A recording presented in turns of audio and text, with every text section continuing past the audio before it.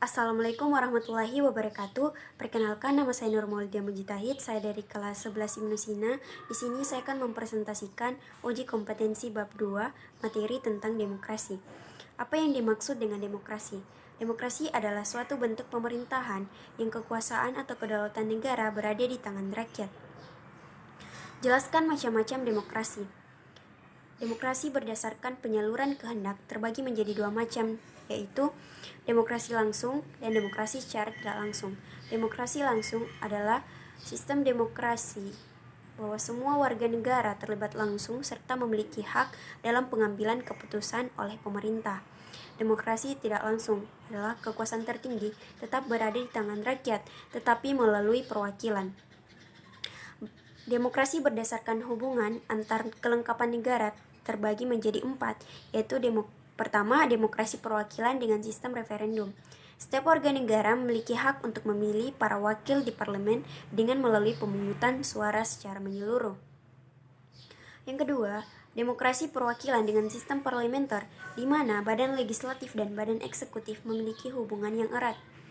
Yang ketiga, demokrasi perwakilan dengan sistem pemisahan kekuasaan, kedudukan badan legislatif dan badan eksekutif berada di tempat yang terpisah dan tidak berkaitan secara langsung.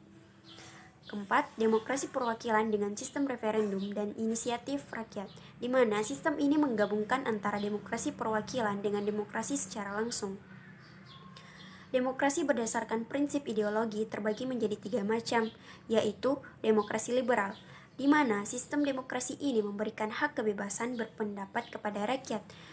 Yang kedua, demokrasi rakyat, di mana sistem demokrasi dijalankan sesuai dengan paham sosialis.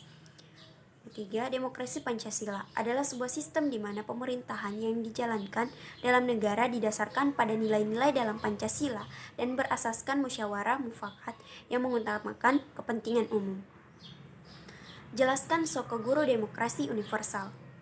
Suatu sistem demokrasi yang ditegakkan berdasarkan suatu dasar berpijak, pilar atau tiang penyangga yang hidup kokoh yang mampu beradaptasi secara menyeluruh pada berbagai lapisan masyarakat dengan menembus batas atau sekat ruang dan waktu. Jelaskan bahwa nilai demokrasi Pancasila lebih unggul jika dibandingkan dengan demokrasi lainnya. Pertama, adanya penghargaan terhadap hak asasi manusia dan hak-hak minoritas.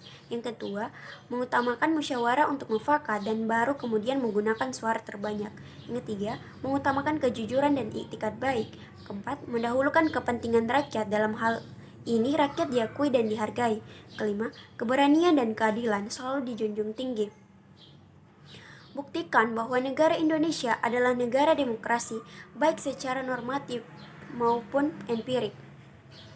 Bukti secara normatif. Pada pasal 1 ayat 2 Undang-Undang Dasar 1945 sebelum dan setelah amandemen. 2. RIS pada pasal 1 ayat 1 dan 2. 3. Undang-Undang 1950 pada pasal 1. Bukti secara empirik.